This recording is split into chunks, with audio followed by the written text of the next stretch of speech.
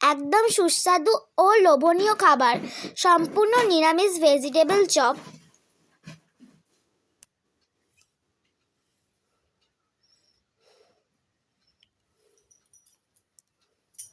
প্রথমে বিট ও গাজরকে কুচিয়ে নিতে হবে,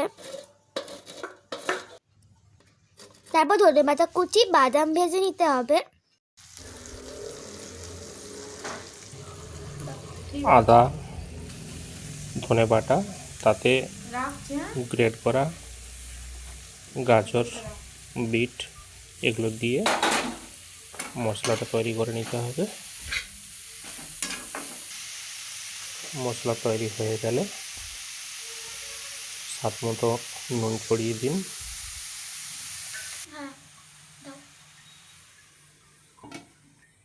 কিছুক্ষণ চাপা দিয়ে মশলাটা হয়ে গেলে মশলাটাকে ভেজিটেবল চপের আকারে প্রথমে ময়দায় কোট করে নিন, তারপরে ময়দা মাখানো ব্যাটারে ভালো করে মাখিয়ে নিন। মাখানো হয়ে গেলে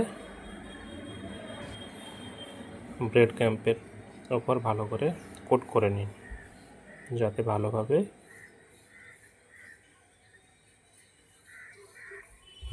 এইভাবে প্রতিটা ভেজিটেবল চপকে ময়দা মাখিয়ে রেডি হয়ে গেলে মিডিয়াম টু লো ফ্লেমে তেলটাকে 5 মিনিট গরম করে নিন।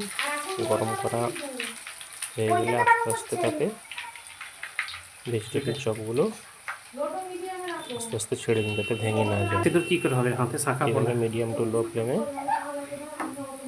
3 থেকে 5 মিনিট ধরে আস্তে আস্তে করে আপনাকে ভেজে নিতে হবে।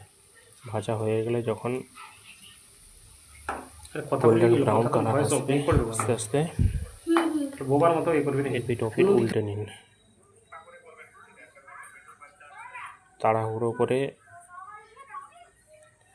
নাড়তে গেলে আপনার ভেঙে যেতে পারে।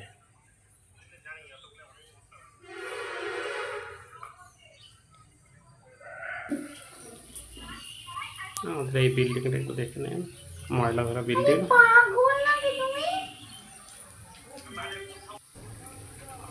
তারপরে আস্তে আস্তে যদি অতিরিক্ত তেল থাকে তেলটা টেনে নেওয়ার জন্য টিস্যু পেপারের ওপরে সবগুলোকে আস্তে আস্তে রেখে দিন, তাতে অতিরিক্ত তেলটা টেনে নেবে। টানা হয়ে গেলে এবারে প্লেটে সুন্দর করে সাজিয়ে স্যালাড তৈরি করার জন্য আগে থেকে কুচিয়ে রাখতে হবে গাজর, শসা, পেঁয়াজ, তার সঙ্গে স্বাদ মতো টমেটো সস দিয়ে পরিবেশন করুন।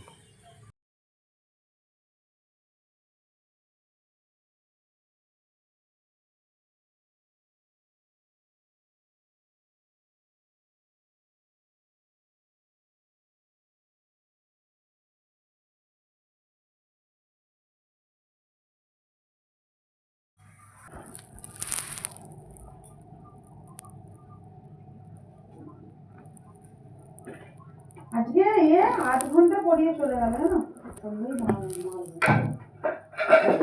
মকর সংক্রান্তি